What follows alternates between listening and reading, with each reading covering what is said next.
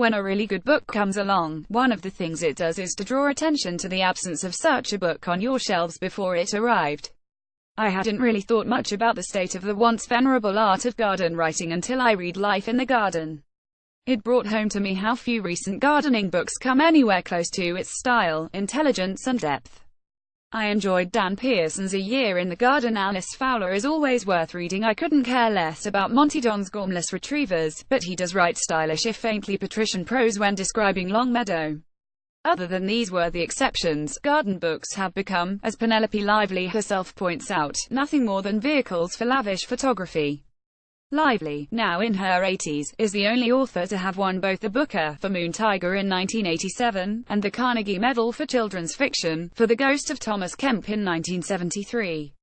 She has continued to write since her string of hits in the 1980s. 2009's Family album was a memorably sharp novel of middle-class manners, and last year's collection of short stories, The Purple Swamp Hen, garnered excellent reviews.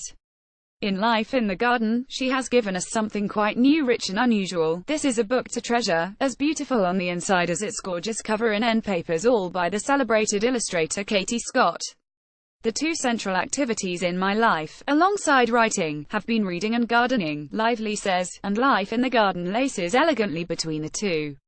Whatever you're interested in tends to catch your eye when you're reading, but there's a special relationship between writers and their gardens.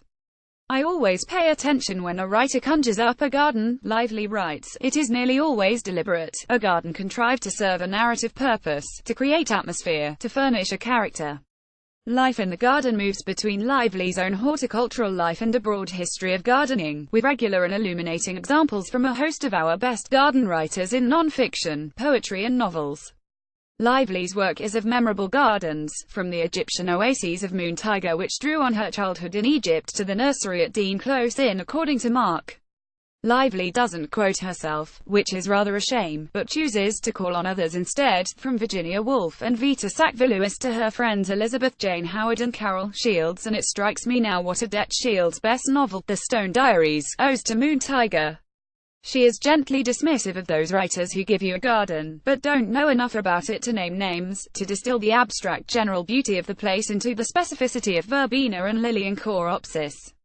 Proust comes in for particular criticism here. This is a book that gives words to something that those of us who garden know by instinct, how being in the garden raises the spirits, modulates the seasons.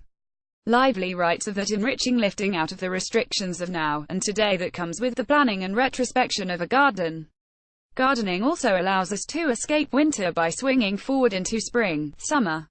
Lively is such a consistently genial presence in the book, her references friendly reminders of writers one loves. She sent me straight back to Anna Pavord and Jenny Uglow, of new names such as Eleanor Perroni, and of authors one knows but not as garden writers, James Fenton's gardening columns are a newfound joy. A particularly zippy and entertaining chapter tells the history of landscape gardening. It slips with typical seamlessness between fact and fiction, summoning capability Brown and Jane Austen, Humphrey Repton and Tom Stoppard's Arcadia. This is intelligently wedded to a different kind of landscaping. The imposition of order on the wilds of the American prairie is evinced in the work of Willa Cather and Laura Ingalls Wilder.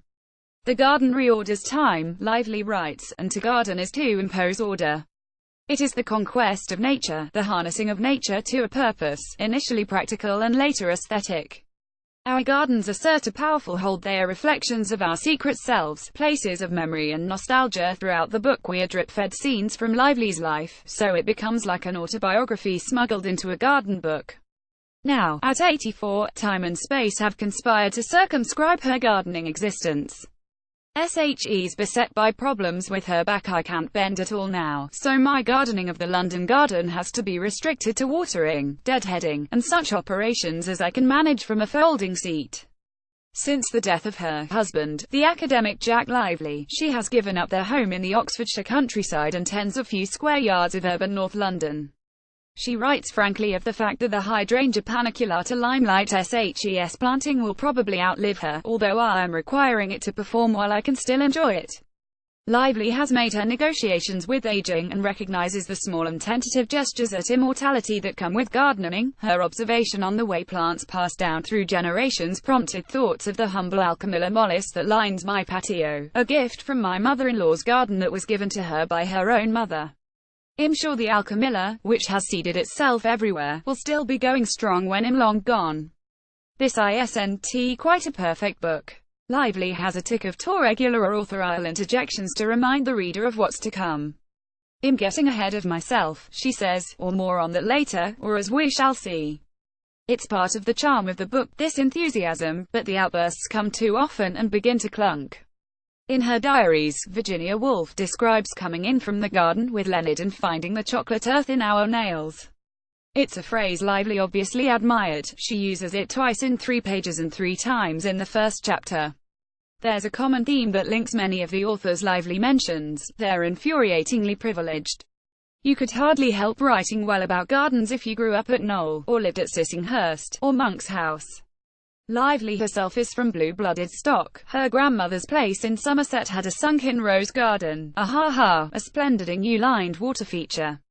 Few of my author friends have been lucky enough to inherit castles with 750 acres of grounds to be tended, as Perrine did, or pick up a Prussian aristo with a sprawling estate, like Elizabeth von Arnhem.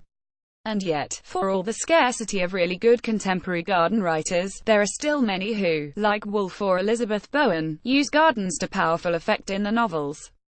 I'm thinking of Amanda Craig in The Lie of the Land, Alan Hollinghurst in The Stranger's Child, Melissa Harrison in At Hawthorne Time, Lucy Hughes Hawlett in Peculiar Ground.